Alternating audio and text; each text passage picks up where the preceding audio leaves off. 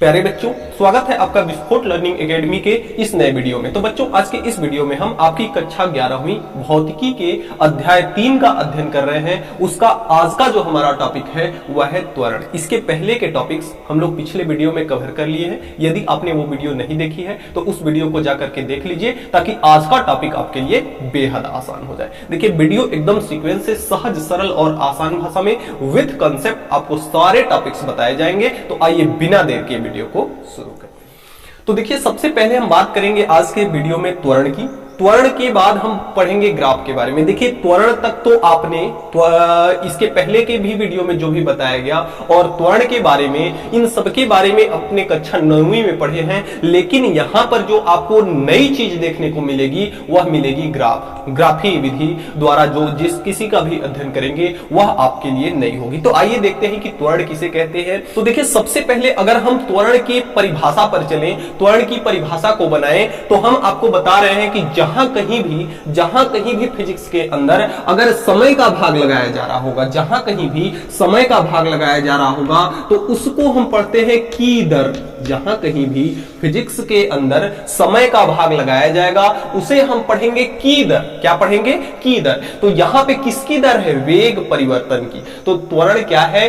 वेग परिवर्तन की दर क्या कहलाती है? त्वरण कहलाती है। तो एक सिंपल सी परिभाषा हुई कि वेग परिवर्तन की दर क्या कहलाती है? त्वरण कहलाती है। और जैसा मैंने आपको परिभाषा बनाना बताया है कि समय को अगर एक मान लेंगे और एक को विज्ञान की भाषा में कहते हैं एकांक, तो एकांक समय में वेग परिवर्तन क्या कहलाता है? त्वरण कहलाता है। अब चाहे जैसे भी परिभाषा बनाए, आपको कंसेप्ट बस आना चाहिए। तो हम सिंपल सा इसकी परिभाषा बनाएंगे कि समय का जहां पे भाग दिया रहेगा उसे हम पढ़ते हैं की दर। तो अगर वेग परिवर्तन किसकी दर है? वेग परिवर्तन की दर क्या कहलाती है? त्वरण कहलाती है। तो वेग परिवर्तन की दर क्या कहलाती है? त्वरण कहलाती है। आइए इसको और आगे थोड़ा सा डीप में जाकर के समझते हैं। यहां पे है वेग परिवर्तन, यानी वेग परिवर्तित हो रहा है। तो हमने माना कि किसी समय अगर हमने t1 पर देखा तो t1 पर उस वस्तु का जो प्रारंभिक वेग था, t1 पर जो उस वस्तु का प्रारंभिक वेग था वह कितना है? मान लेते हैं कि v1 है। और जो समय t2 पर, यानी कि समय कुछ बढ़ता गया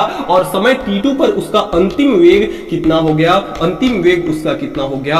v2 हो गया। अगर इस भाई वेग परिवर्तित हो रहा है तो समय मतलब किसी एक समय पर कुछ अलग वेग रहा होगा, किसी अलग समय पर उसका अलग वेग रहा होगा, क्योंकि वेग परिवर्तित हो रहा है। अब इसको अगर हम त्वरण की भाषा में लिखें, तो जहां कहीं भी परिवर्तन मिले आपको, जहां कहीं भी परिवर्तन मिले, तो परिवर्तन का मतलब होता है अंतिम माइनस प्रारंभिक। तो अंतिम वेग कितना है? v2 है। यहां पे किसकी बात कर रही है?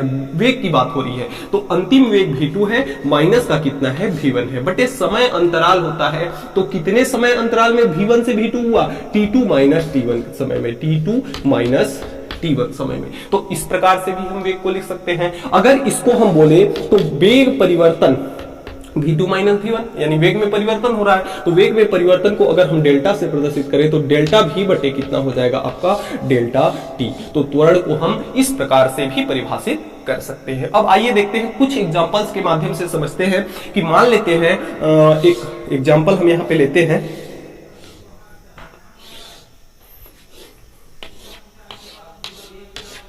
यहां पे मान लेते हैं कि इसमें हम वस्तु के वेग को ले रहे हैं और इसमें समय को ले रहे हैं। अब t बराबर 0 पर अगर हम देखें, t बराबर 0 पर अगर देखें तो वस्तु का वेग जो है वह कितना है? 5 किलोमीटर प्रति सेकेंड। t बराबर 0 पर वस्तु का वेग कितना है? 5 सेकेंड। अब कहेंगे कि आप t बराबर 0, यानी समय 0 कभी हो सकता है क्या? नहीं हो सकता। लेकिन यहां पे t बराबर 0 का मतलब यह हुआ कि जैसे कोई वस्तु अगर गतिमान है, गति कर रही है, तो हमने जब इस वस्तु को देखना शुरू किया, भाई गति तो पहले से ही कर रही है, जब इसको हमने देखना शुरू किया तब उस टाइम का जो समय होगा वह कितना होगा? 0। तो समय t बराबर 0 पर वस्तु का वेग कितना है? 5 किलोमीटर है। t बराबर 1 सेकेंड पर भी 5 किलोमीटर प्रति सेकेंड है और 5 किलोमीटर km प्रति सेकेंड। सॉरी मीटर प्रति सेकंड, 5 मीटर प्रति सेकंड है, और 1 सेकंड में भी, और 2 सेकंड में भी 5 किलोमीटर प्रति सेकंड, 3 सेकंड में भी, और 4 सेकंड में भी 5 किलोमीटर प्रति सेकंड है। अब यहां पर अगर देखा जाए तो त्वरण क्या होता है, वेग में परिवर्तन, और यहां पे वेग में परिवर्तन हो रहा है क्या, यहां भी 0 पर भी 5 मीटर प्रति सेकंड, 1 सेकंड पर भी 5 मीटर प्रति सेकंड, 2 मीटर पर भी 5 मीटर प्रति सेकंड, 3 मीटर पर भी 5 मीटर प्रति सेकंड, यानी कि यहां पर वेग में परिवर्तन कितना है, वेग में परिवर्तन यानी डेल्टा v का मान कितना है, 0 है। वेग में परिवर्तन 0 है तो यहां पे त्वरण क्या होगा, a का मान भी क्या होगा, 0 होगा। तो पहला कंडीशन ये हमने केस 1 लिया था, केस फर्स्ट। तो केस फर्स्ट में क्या था कि हमारा जो आपका ये था वेग था वह नियत था। यहां पे वेग क्या है, वेग क्या है, नियत है। वेग नियत है यानी वेग बदल नहीं रहा है। अगर वेग नहीं बदल रहा है तो उसका मतलब यह हुआ कि वेग में परिवर्तन 0 है। अगर वेग में परिवर्तन 0 है तो वहां पे त्वरण का मान क्या होगा, 0 होगा। अगर इसको हम दूसरे एग्जांपल के सहारे समझें, केस 2 लेते हैं,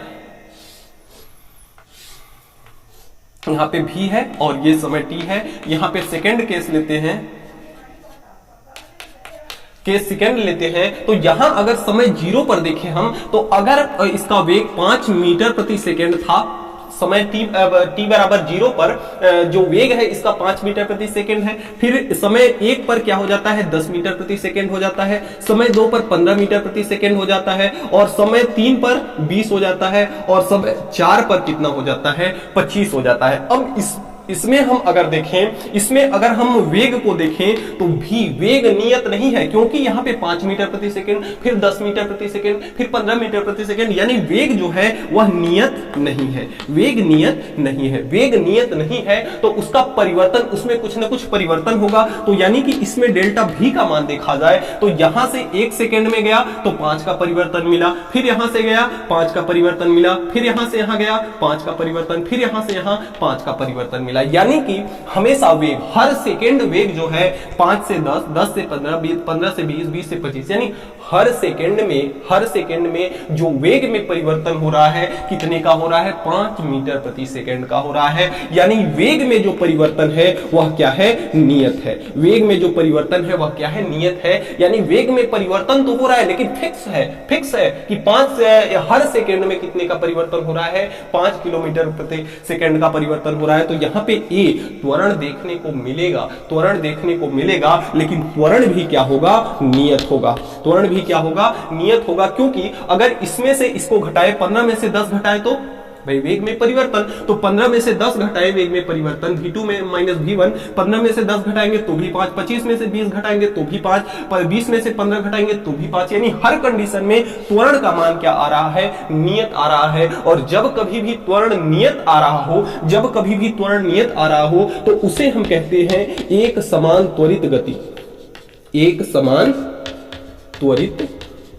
गति, उसे हम कहते हैं एक समान त्वरित गति कहते हैं। जब त्वरण का मान नियत हो, जब त्वरण का मान फिक्स हो, उसे हम कहते हैं एक समान त्वरित गति। अब अगला एग्जांपल लेते हैं, इसको मैं मिटाता हूं, फिर यहीं पे आपको बताता हूं अगला एग्जांपल।